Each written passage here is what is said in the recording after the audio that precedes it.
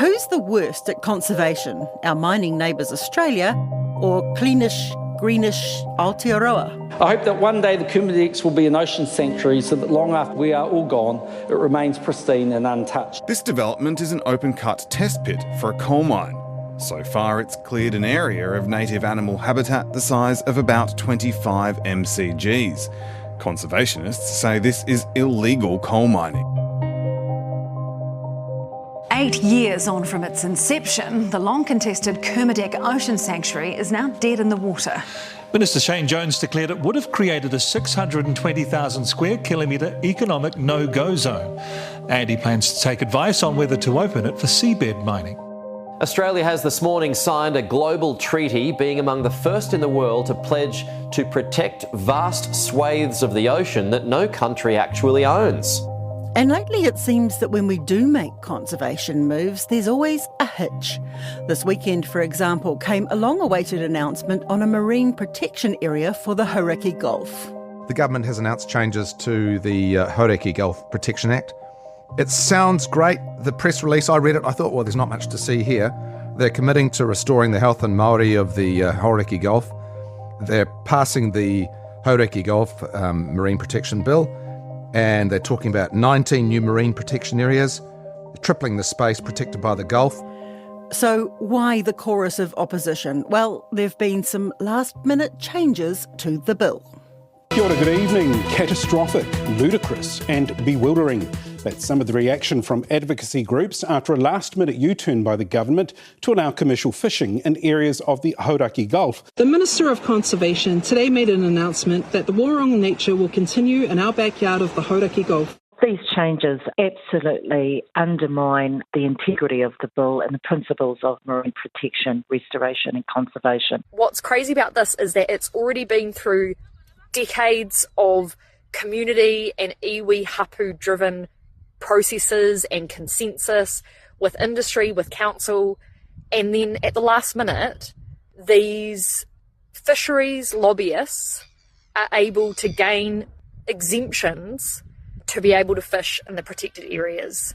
Dr. Kayla Kingdon-Bebb says to have these last-minute changes rammed through is the result of sleazy backdoor lobbying, which our Oceans and Fisheries Minister was willing to entertain as a complete and utter disgrace. Kayla Kingdon-Bebb talked to me before this announcement about the government's inaction on the plan, saying that back in June it decided the bill should be passed with no changes to it. And I certainly hope that they're not tinkering with them behind the scenes. And that's why it's taking so long for it to come out of the ministerial offices and back into the House, because those proposals are the product of 10 years of work from different community groups and interest groups. And it would really undermine the mana and integrity of that process for ministers to have made backroom deals to change them at the last moment. Looks like her spidey senses were dead on. The third reading of that bill will be before Parliament shortly.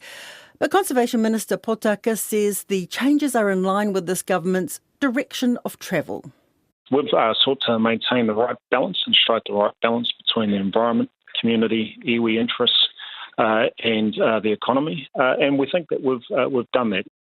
And that direction also appears to be evident when it comes to international conservation efforts. We're making Australia look good. It's not a good look when you're sort of diverging from, the traditional baddies, they're saying they want to do better. And then New Zealand, who's sort of this good guy, is dragging its heels. I was sitting at this Nature Positive Summit, and it's hard to recognise Australia here, actually. Hi, I'm Alexia Russell, and today on The Detail, the Australian government has taken the first steps toward a high seas marine protected area in the South Tasman Sea, around the Lord Howe Rise. There's a place full of species long believed extinct, where creation made laws that only apply here. A place teeming with species found nowhere else. Lord Howe Island is a unique microcosm, a Garden of Eden, a collection of botanical and zoological wonders. If you imagine Australia and New Zealand, and you can think about sort of the ring around us, which is our exclusive economic zone, New Zealand, of course, has 5th largest exclusive economic zone on the planet. It's really quite amazing.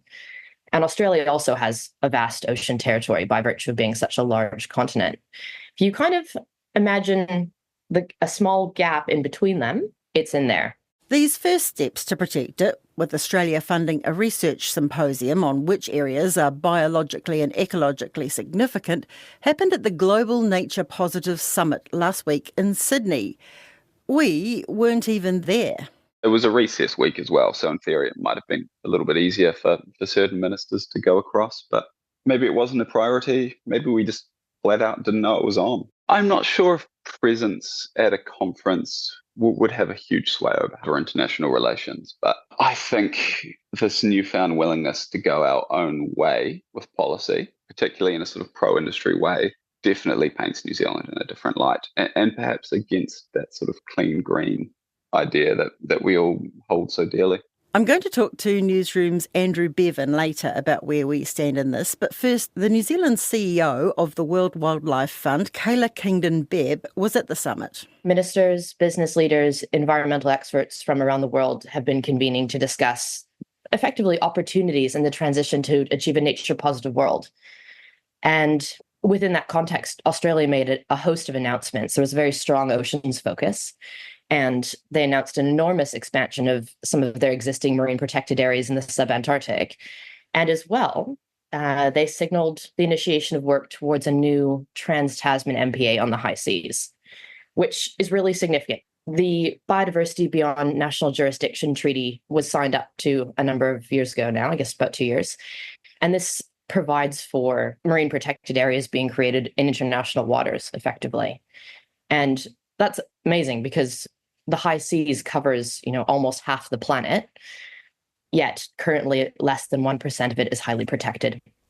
So the jurisdiction of this particular piece of ocean is international. That's right. It's formally considered international waters, but there are, international mechanisms in place that govern how the ocean is managed. So way back in the 1990s, we had our exclusive economic zones recognized globally through the UN Convention on the Law of the Sea. And then for the rest of the water, which is not, the area around countries that extends out, the High Seas Treaty was created. And that's been really significant. So it's been about a year since the High Seas Treaty formally opened to UN member state signatures. And currently the countries that signed up to it are in the process of ratification. So for those treaties to come into force, countries need to go through their domestic processes to recognize it legally. So sometimes that means tabling a bill in Parliament or what have you. So we're actually still waiting for New Zealand to ratify the UN High Seas Treaty as well, I should know. So what does the UN High Seas Treaty do? It sets out a process by which new marine protected areas on the high seas can be created, which is really significant. And it's a really significant step towards protecting 30% of international waters in these protected areas. So this is around reaching that global goal of achieving 30% protection of land, ocean, and inland freshwater bodies by 2030. But it also provides for some better oversight and sort of environmental impact assessments, which has been missing in the high seas for a really long time. So the idea there is driving better cooperation between countries to ensure there's less impact on the high seas and delivering better environmental outcomes all around. So could you compare it to the Antarctica Treaty where a group of countries who were sort of there first have got together and laid the ground rules even though nobody really owns it? Yeah, I think that's not a bad comparison. In the waters of the South Pacific, marine life thrives. This vast expanse of ocean between Aotearoa and Australia is home to whales, tropical fish, swordfish, sharks, and turtles. Huge numbers of seabirds gather, breed, or travel through these abundant waters too, like the endangered Antipodean albatross. Below the surface, hidden worlds burst with life. Underwater mountains, reefs, and plateaus in the Lord Howe Rise in South Tasman Sea are home to corals, sponges, and whole communities of ocean life. But all of this is under threat. Commercial fishing, pollution, climate change, and deep sea mining put these areas at risk. And what happens there at the moment? Who is fishing it? What's going on there? There is a reasonable amount of fishing activity there, from what I understand. It would be both Australia and New Zealand and a number of foreign flagged vessels, so particularly Asian fleets, China, Korea, Japan, Taiwan, etc. And that's primarily the activity. I mean, there's shipping as well, but in terms of the activity that's impacting these marine ecosystems the most, it would be fishing, industrial fishing. And New Zealand is a part of that? Yes, we are. New Zealand is pretty much the only country still doing bottom trawling in the South Pacific, which is pretty alarming, to be honest.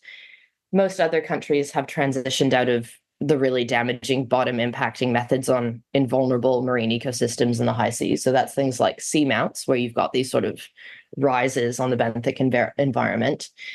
But there's other methodologies that are being used, I think, primarily in the area that we're talking about. So long lining particularly would be, I would think, is the main methodology. Okay, so talking about seamounts, I mean, New Zealand has backed away from plans to protect areas like that on our doorstep, haven't we? Yeah, that's right. So the way you govern fisheries under the high seas are under these things called regional fisheries management organizations, RFMOs. And the one that's most relevant to New Zealand is the South Pacific one. So SPREFMO, great acronym. And it's a multilateral organization. So decisions, like any international body, countries are represented there. Decisions are taken generally by consensus. And 2 years ago, they meet annually, I think in February. And 2 years ago, there was a consensus-based decision to protect more seamounts and vulnerable marine ecosystems in the fisheries management area, so the high seas of the South Pacific, from bottom trawling. And the decision was to protect at least 70% of those vulnerable marine ecosystems. And New Zealand signed up to it, just like everybody else did. And because New Zealand and Australia were, in effect, the only countries with licenses to do the bottom trawling in those areas, Australia and New Zealand were asked to go away and come up with a plan around the areas that would be excluded. And then we had an election. And the last meeting, which took place in February, New Zealand rocked up to the meeting and basically left Australia on its own to present this plan, which Australia and New Zealand had actually gone away and developed together and had gone through the scientific committee. And effectively, New Zealand said we needed a bit more time. But in reality, we were resiling from a commitment we made in this international forum around marine protection. It's a really horrible analogy, actually, but you'll probably recall when Donald Trump came to power in the US was taken out of the Paris Agreement. Obviously, people don't pay that much attention to the kind of machinations of international fisheries body, but the precedent is exactly the same. Well, deep sea conservationists say they're horrified by the new government's move to block the implementation of a proposal that New Zealand actually advanced last year. The proposal would have introduced trawling limits designed to protect biodiversity hotspots from bottom trawling in the South Pacific. But in a last-minute change at the South Pacific Regional Fisheries Agreement meeting in Ecuador, the government has pulled its support, resulting in Australia having to submit it instead. Fishery Minister Shane Jones is saying that he wants to keep New Zealand's options open with fishing. He doesn't want to close anything out. Newsroom reporter Andrew Bevan says New Zealand's next move was to block consensus on the bottom trawling proposal. So we're back to square one on that. I believe it'll come back around sort of January, February 2025. There'll be some new ideas on what we do there. But that was quite a drastic step, and it rubbed Australia and America and our other Pacific allies, the wrong way, I think. Shane Jones said, look, change of government, we are going to be taking a slightly different approach to balancing environmental and economic principles, and we don't want to rule anything out just yet. Andrew, has the world turned upside down when America and Australia are criticising New Zealand for environmental travesties? You'd think so, wouldn't you? They've both got pretty bad track records, and New Zealand typically likes to think of itself as the sort of steward of the South Pacific, don't we? Sort of harking back to the Rainbow Warrior. So it does seem a little bit concerning. Well, it's I guess from Australia's point of view, it's less difficult for them to just throw a couple of $100,000 at an investigation into a potential protected area, not in their waters, than it is to look at what they're taking out of the sea or give Aboriginal people a voice or any other things that, Australia's been criticised for over the years. Exactly. And Australia has a very mineral-reliant economy, whereas New Zealand is more fisheries, lamb and beef, sort of agrarian, I guess you could call it. So, yeah, bottom trawling is not as important to the Australian economy as it is to New Zealand. It's not a big deal for them, and it is potentially a big deal for us, although if you actually look at how much we're catching, maybe it's not. We could suck it up. It's a dead rat we could swallow in the interest of conservation. I'd like to think we could suck it up, and I think a lot of people would like to think we could suck it up, but that remains to be seen. And Fisheries Minister Shane Jones says that he's aware of the announcement and that he's sort of awaiting briefing in due course from officials. And the Ministry of Foreign Affairs and Trade says, yep, we know about it. And on a general level, New Zealand is supportive of evidence-based decision-making and science, which is what this symposium is. Sort of only when you take this bigger picture in Australia sort of joining this group, Protect the High Seas, that you kind of say, well, seems like this is something they really want to do. And by creating the science symposium, they're trying to bring New Zealand along with them rather than, slapping it down on the table and saying, this is what we're doing, deal with it. In general, in terms of marine protection areas, New Zealand has been criticised for what we've got 1% of our coastline is in protected areas. Is this something that weighs on the minds of NGOs that they know we could be doing more? Oh, I mean, absolutely. And we saw headlines last week about sort of seagrass decimation at the top of the South Island, and I feel like they are really feeling the pressure, and that perhaps the clock is ticking a little bit. We need to be clear that right now we are losing more species. The rate at species extinction is higher now than at any time in human history. Like that's not an overstatement. That's really significant. And if we don't do something to sort of address the loss of wild places, species, and ecosystems, we are pretty rapidly approaching global tipping points, which, our economy, our well-being relies on healthy nature. We need pollinators to pollinate our crops. We need healthy soils to enable crops to grow. We need fish in the sea. We need wild places to moderate climate so we don't have extreme weather event after extreme weather event. Nature has the foundational role in ensuring that our world is livable. So in that wider context, not just marine, but our terrestrial biodiversity, Australia's been doing some really innovative things around nature repair. So experimenting with biodiversity credits, a nature repair market. They've been trying to get the right enabling conditions in place to enable effectively the market to do what it should and begin to invest in nature repair. So, and Australia's, it's actually been pretty impressive. They've been, nothing's perfect, right? They don't have a perfect system. I think a lot of countries around the world have been trying to tackle this, but credit where credit is due. They've been having a go at it. And their wider commitments around ocean conservation need to be seen within that context. So in terms of the Lord Howe South Tasman Rise project, which was what was announced, this Trans-Tasman High Seas MPA, Australia is committed, along with WWF and a number of other ENGOs, to co-finance effectively a scientific symposium to assess the values of this area. So if you're going to be protecting marine spaces, whether it's within your ocean territory or on the high seas, you obviously want to be protecting the right things, the right areas. And that to do that, you need to know what's there. So that's the plan. The symposium is going to bring together key stakeholders to talk about and assess the ecological, cultural, and commercial values of the region with a view to assessing the best way to protect it. Okay, so that's where this is at the moment. It is in the investigation stage with the ultimate aim of declaring this a marine protected area.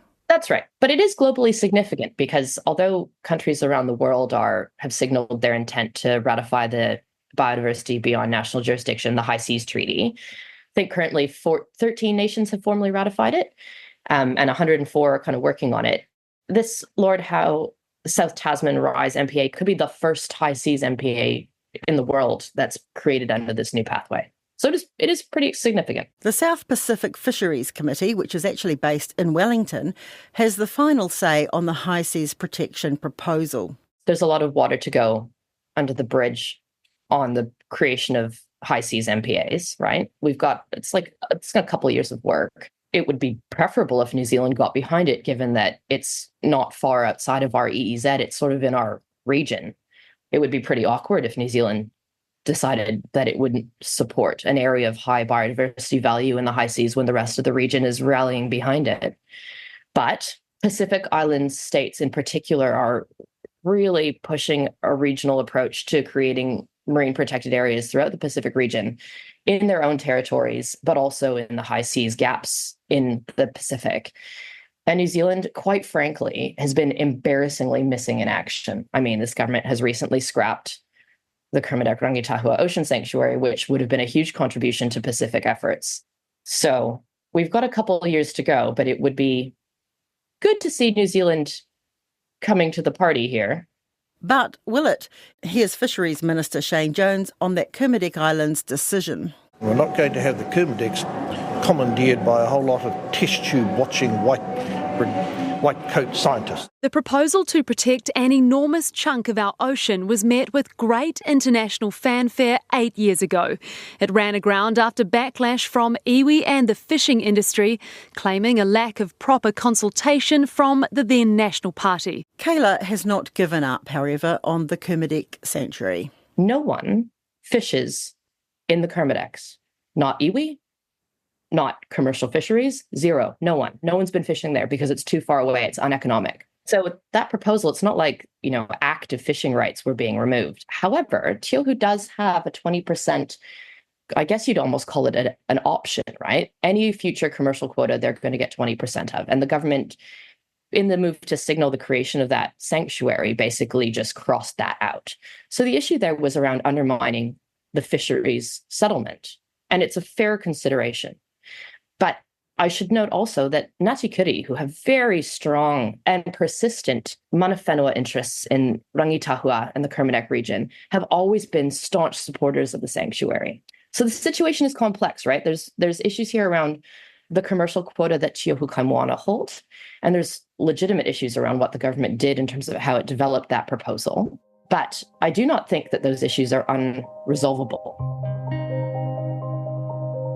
What's been really striking to me, actually, with this government is what we say internationally and the decisions we're making internationally and regionally seem to be completely at odds with our domestic policy at home.